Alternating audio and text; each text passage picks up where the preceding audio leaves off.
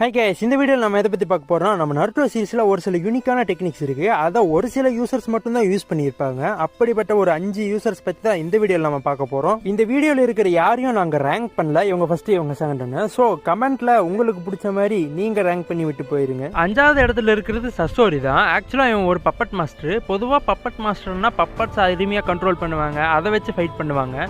ஆனால் இவன் தன்னைத்தானே ஒரு பப்பட்டாக மாற்றிருந்திருப்பான். நம்ம நருட்டோ யூனிவர்ஸில் எத்தனையோ பப்பட் மாஸ்டர் இருந்திருக்காங்க. ஆனால் நம்ம சசோரி மட்டும்தான் தன்னைத்தானே பப்பட்டா மாத்திருந்திருப்பான். ஸோ இதனால தான் இவன் நம்மளோட லிஸ்ட்ல இடம் வச்சிருக்கான். இதுக்கு அடுத்து நம்ம லிஸ்ட்ல இருக்கிறது யாருன்னா காக்குசு தான். ஆக்சுவலா காக்குசு இம்மோர்டல் மாதிரி நருட்டோ யூனிவர்ஸ் சுத்திக்கிட்டு இருந்திருப்பான். ஏன்னா அவன் ஃபர்ஸ்ட் ஹோகாகே காலத்துல இருந்தே வாழ்ந்து வந்துகிட்டு இருந்திருப்பான். அது எப்படின்னா ஆக்சுவலா நம்ம காக்குசுக்கு 5 ஹார்ட்ஸ் இருக்கும். அந்த 5யும் டெஸ்ட்ராய் பண்ணா மட்டும்தான் அவனை கொல்ல முடியும். ஸோ இது ஒரு யூனிக்கான டெக்னிக்கா இருக்கிறதுனால தான் இவன் நம்மளோட லிஸ்ட்ல இடம் பிடிச்சிருக்கா. இந்த லிஸ்ட்ல அடுத்தபடியா இருக்கிறது யாருன்னா கொனன் தான். நம்ம கொனன் வந்து பேப்பரா மாறுவா. அது மட்டும் இல்லாம நருட்டோ யூனிவர்ஸ்லயே இந்த டெக்னிக்கா அவன் மட்டும் தான் யூஸ் பண்ணியிருந்திருப்பா. சோ இதனால தான் இவன் நம்மளோட லிஸ்ட்ல இடம் பிடிச்சிருக்கா. இந்த லிஸ்ட்ல அடுத்தபடியா இருக்கிறது யாருன்னா நம்ம ஹஷிராமா செஞ்சு தான். ஆக்சுவலா நம்ம ஹஷிராமா செஞ்சுவை பத்தி தனியா சொல்லணும்னு எந்த ஒரு அவசியமே கிடையாது. இவரோட உட் ரிலீஸை பத்தி எல்லாருக்குமே தெரியும். இந்த உட் ரிலீஸை நருட்டோ யூனிவர்ஸ்ல நம்ம எமோட்டோ மாதிரியான ஆளுங்கள்லாம் யூஸ் பண்ணியிருப்பாங்க.